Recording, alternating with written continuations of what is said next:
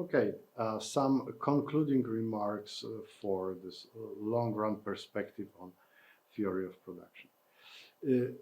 You certainly do realize that this theory has limited practical use. All the problems that we mentioned while talking about consumer choice theory can be applied also here, right? So, for instance, we say isoquants are sets of technology, right? But this is a collection of points, and obviously within the curve, the number of points is infinite. So that would suggest we've got infinite number of various technologies to make things. That is not correct, okay? This is more like a certain collection of points. We can have 5, 7, perhaps 10 various technologies, like 3 that I mentioned in one of the slides, right? But that's not a line, okay? We cannot move a little bit with technology and labor. We usually choose this, that, or that technology, right? So these are given, and but certainly this long-run approach to production function teaches us a very important lesson. Remember what we were talking about, different types of technology, like capital intensive, labor intensive. And in different countries, we use different technologies, right? And which are better? And the answer may be a bit complicated, but with the use of what we already know about isoquants and isocosts, we are able to find a nice answer. Have a look at this slide, right? On choosing technology. Imagine that we have the same task to do. There is a big hole in the ground to be dug. Okay, so we need to dig a big hole in the ground. And you could say there are 2 technologies that we could use. You can have a mechanical digger, a big machine with one operator sitting inside, and this machine with this man would dig the hole.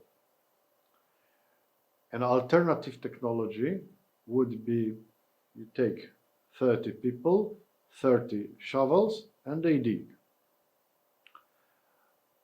We could get the same results here, right? I mean, over a given period of time, whether one person with a mechanical digger or 30 people with 30 shovels, they would do their job. Which technology should be chosen? As you can see, we've got this isoquant here, Q1. This is about digging one hole in the ground. And let's have a look at isocosts.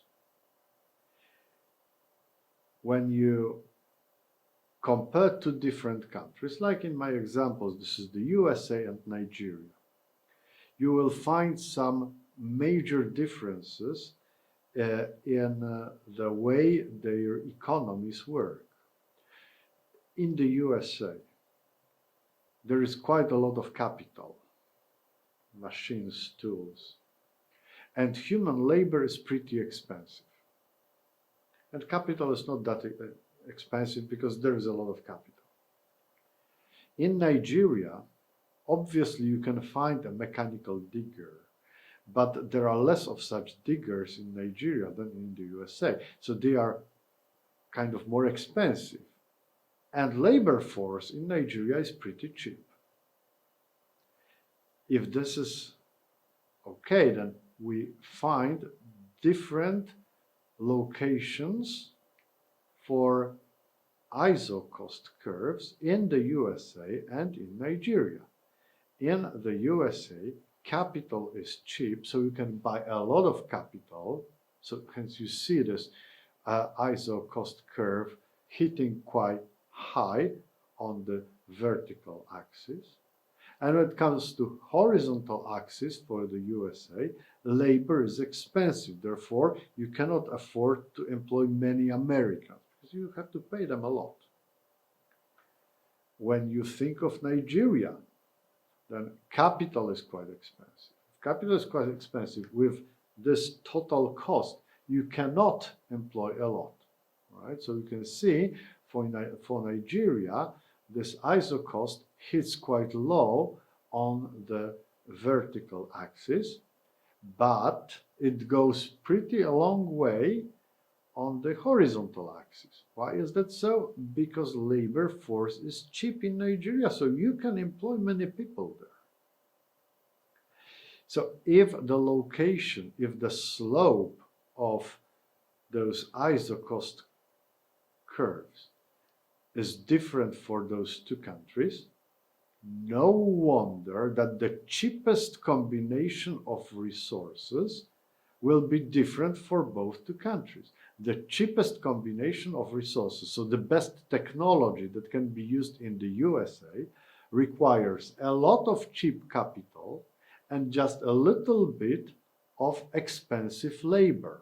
So that would point our attention towards a big mechanical digger that can dig, and one operator, a little bit of labor, that would operate this digger. When it comes to Nigeria, we see a different set for the cheapest combination of resources. You have a little of capital, like 30 shovels, they are pretty cheap, and you employ not one operator, but 30 diggers, people who would dig, right? So this same hole in the ground will be dug in a different way in different countries. And for the USA, this technology would be the best one. For Nigeria, that one would be the best one. This is similar with the scale of production. Capital-intensive technologies are generally better for big production because of high fixed costs. Whereas for small businesses, labor-intensive technologies are usually better.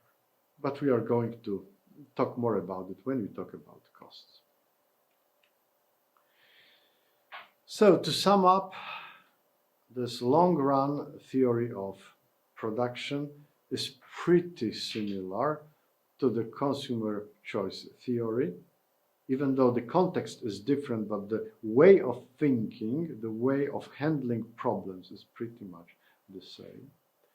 Like with consumer choice theory, we here say isoquants are just collection of points. In reality, they are not really curves, so be careful. But for explanatory function, this long-run production theory is really valuable. Thank you very much for your attention.